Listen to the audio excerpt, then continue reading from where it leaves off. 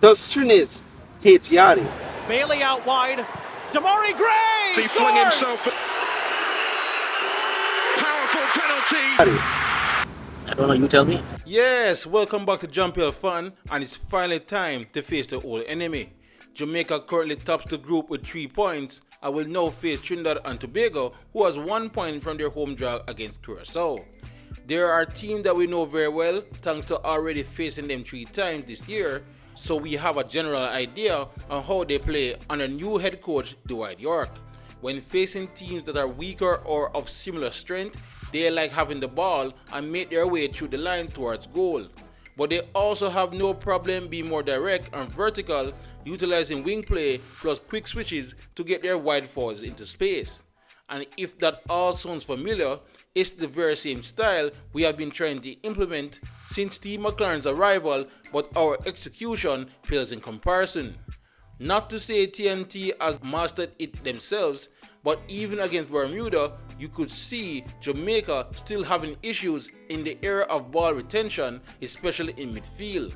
If you have been waiting on Jamaica to hold 70% possession and progress the ball like prime Barcelona, it's best you don't show up on Tuesday. It's simply not in our DNA, as this current team is simply at their best when we go direct and counter-attacking. Coach McLaren himself stated when he first arrived here that he wanted this team to make at least 300 passes per match, but here are the stats from the Bermuda game. We only made 282 with a 46% possession compared to Bermuda's 321 passes and 54% possession. I will go back even further. We had 240 versus Panama and 289 versus Guadeloupe, with both opponents making over 300 themselves. So I say we should stick to our strengths, but I also acknowledge that we need to improve greatly in this era to keep our opponents guessing. So in that aspect, how should we play Trinidad? Well, we need to press aggressively in midfield to force turnovers. We will be in big trouble if we allow Trinidad to be comfortable on the ball and get themselves into a rhythm. We also need to run at Trinidad centre backs with pace, exploit the slow recovery of their centre backs. This is exactly where Bailey Katamari will come in handy. And finally, we need to dominate our aerial duels both in open play and on set pieces. We also have to make sure if we have our foot on their throats, we need to go for the kill.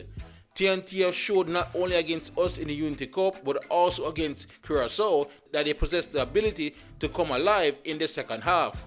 Especially in that Curacao game, you could say they were very unlucky after dominating so much, they did not go on and win that game.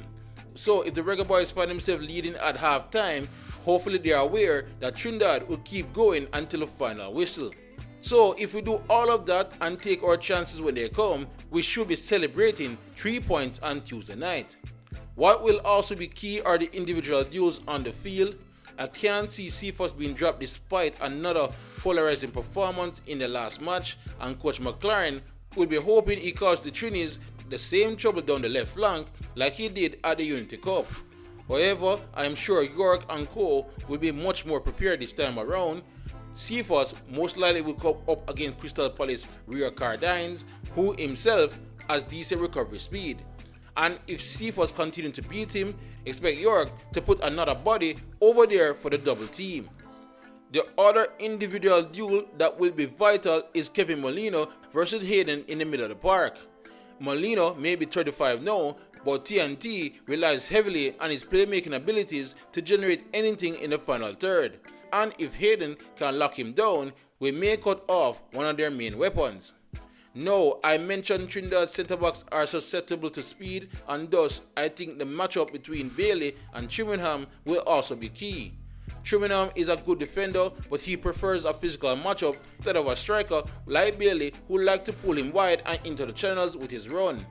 So keep an eye out on this one specifically. And finally, they have a deadly, agile striker of their own in Levi Garcia. He too likes to drift into channels, especially on the left, and will be looking to ghost into any space vacated by Dexter Lembakisa when he advances in the attack. Tyrese Campbell will need to help out by tracking back when he can. Now let's look at some other key figures for this match. Jonathan Russell was strangely quiet, especially in the first half of the game against Bermuda. Maybe there were compatibility issues in midfield with Palmer beside him, but I think he will need to be more influential on Tuesday. Next up is Damian Lowe. Some people think he should not start on Tuesday, but a big rivalry match like this is where Lowe usually shines. He does need to dial it back a bit sometimes, but I'm expecting him to have another good match on Tuesday night. And finally, Trinidad's Daniel Phillips. The 24-year-old is their linchpin in midfield in linking the back line to Molina further up the pitch. He will even find himself in the final third often, and he does possess the ability to unlock the defense from there, so he could be very dangerous. As for my projected starting 11, well, you must have picked up by now, but I'm having a hard time thinking Coach Steve McLaren will be making any changes this time around. He could opt for Kyle Duncan to start over Dexter since he is statistically better as a 1v1 defender, or give Shamar Nicholson the start to match strength for strength with Trimmingham. But I fully expect the same squad from Friday. But alright guys, that's all I got from this latest World Cup qualifying preview. Let me know in the comment section below what you think of the tactics I discussed here and what Jamaica will need to do to once again beat their old rivals. Otherwise, please like, subscribe and share as we look to keep you all up to date on everything on the Reggae Boyz leading up to the final World Cup qualifiers in November. Otherwise, for great Reggae Boyz content, you're already at the right place. Jump Fan. YouTube, big up yourself.